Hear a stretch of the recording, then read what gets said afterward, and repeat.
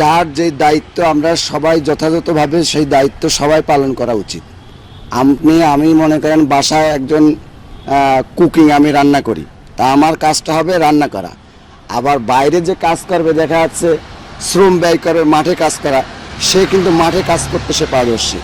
সেই পরিপ্রেক্ষিতে সার্বিক চিন্তা করলে দেখা যায় যে পুলিশ জনগণের বন্ধু বলেন আর সার্বিক উন্নয়নে জনগণের পাশে থাকা বলেন, জনগণের কাজে লাগা বলেন, পুলিশকে দরকার আছে। পুলিশকে দরকার আছে, কারণ পুলিশের কাজটা পুলিশই পারবে, এটা অন্য কেউ পারবে না। যেরকম আপনারা জার্নালিস্ট, সাংবাদিক, আপনাদের কাজটা পুলিশ পারবে না, আবার পুলিশের কাজটাও আপনারা পারবেন না।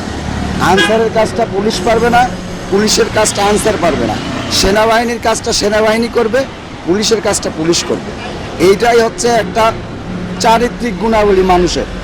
মানুষ যে যেই গুণ নিয়ে চলে, তার গুণের ওই রকমই বহিঃপ্রকাশ ঘটে।